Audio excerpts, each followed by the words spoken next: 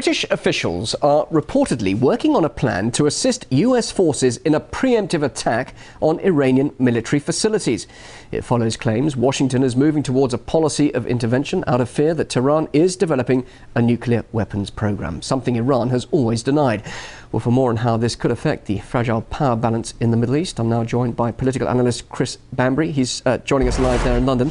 Now, the British media, where you are, is full of speculation that next week's International Atomic Energy Agency report will be a severe blow to Iran's claims its nuclear program is peaceful.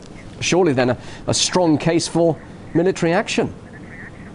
Well, let's see the evidence that they provide. So far, they've not been able to provide any evidence. But I would say this, anyone reading the press reports on these contingency plans being drawn up by the Ministry of Defence here in London for an attack on Iran must be worrying that if Iran is not developing a nuclear missile, it will now be developing a nuclear missile, faced with the idea that the Americans, the British and the Israelis are looking to launch an unprovoked attack on Iran.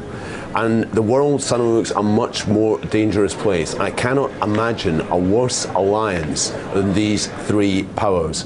One power, America, is the only power in the world to have used atomic weapons. Israel has a secret illegal nuclear program which it denied for years, but we know it exists. It's the only nuclear power in the Middle East. And Britain, of course, the former colonial power, provided them the means to get those nuclear weapons all those years ago. These are the powers which have blood in their hand. Israel, of course, in Palestine and in Lebanon, but Britain and America's involvement in Iran goes way back to 1953 when they combined to overthrow a democratic government. And this is still remembered. A radical government under Mossadegh, which had nationalized the oil industry, was overthrown by an MI5 CIA coup which installed the Shah of Iran.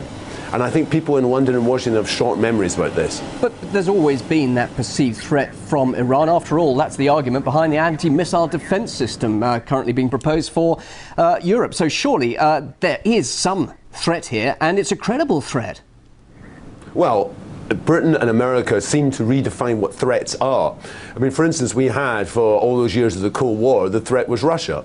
NATO is now realigning itself, building a missile shield, which seems to be aimed at Russia in part, but also definitely against Iran, with setting up in Turkey. And we've seen NATO intervening into the region all around Iran, China's and Russia's borders. It seems to be provocative that you have this string of NATO-American bases along in the Caucasus and elsewhere, threatening the interest of these countries. And of course, we've also seen NATO launch a series of operations, most importantly in Afghanistan, but most recently in Libya. I am fearful that the so-called success of the Libyan operation will be followed by further humanitarian wars, like we saw in former Yugoslavia over a decade ago. And NATO is playing an aggressive role here. It's portrayed as a peacekeeper, but it's an aggressive role. And the missile defense shield is an aggressive act. It's aggressive towards Russia, it's aggressive towards China, and it's aggressive towards Iran. But why isn't Iran being transparent and open and allowing investigators and inspectors to check the facilities? And also, of course, you mentioned Israel, the threat from Israel a little earlier. Iran's got every reason, has it not, to develop a nuclear deterrent? Well, firstly, Iran claims that it's developing a nuclear program for peaceful purposes. Personally, I'm against all nuclear weapons, but I think it's a bit rich to be Iran to be lectured by the likes of Washington, London and Tel Aviv on nuclear weapons, when these are the people, as I said, the Americans are the only people to have used those weapons. These are the nuclear powers.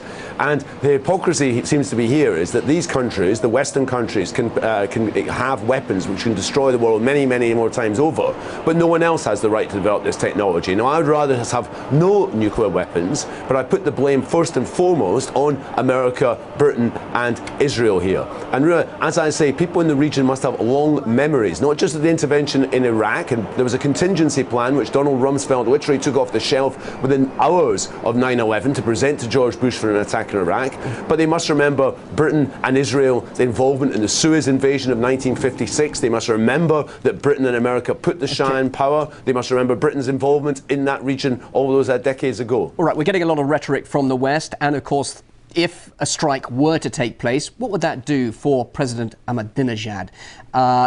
Clearly, he would be absolutely entitled for some sort of recrimination. What does that do for also his support there in Iran? Well, further, I think people in the West seem to underestimate the strength of Iranian nationalism. There may be differences in house in Iran. However, there is a strong nationalist sense and a remembrance of what happened of foreign intervention into the country and how the Shah was installed and maintained by Britain and America inside. People have long memories of the Shah, and the way it's presented now in the West as if the Shah is a liberal regime. There will be a bloody war if there is an attack in Iran. Iran is not Iraq as of 2001.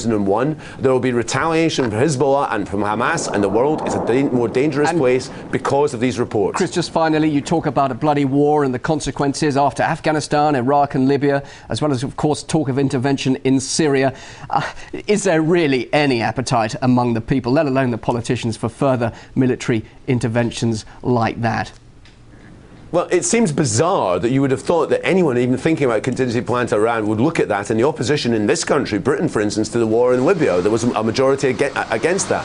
But of course we're talking about economically declining powers in America and Britain, and their military assets remain. They remain the one thing they can deploy, and we know that Britain and America, more importantly America, are prepared to use their military power to try and buttress their economic position in the world in relation to China, in relation to economy. So I think what we're seeing here, we know this from history, economic instability often leads to military adventures, often leads to wars, and I think we must be worried at the moment. The one thing I would say is if I was an American president, I would be worried about thinking about any attack in Iran, given the level of opposition to his economic policies we're seeing on the streets of Oakland, the streets of Washington and New York and elsewhere with this Occupy movement. And of course the forthcoming presidential elections in November, within a year from now, so interesting political gamble that would be. Chris, we could talk more, but thank you very much indeed for joining us. Chris Banbury, political analyst, joining us there in London. Thanks for your time.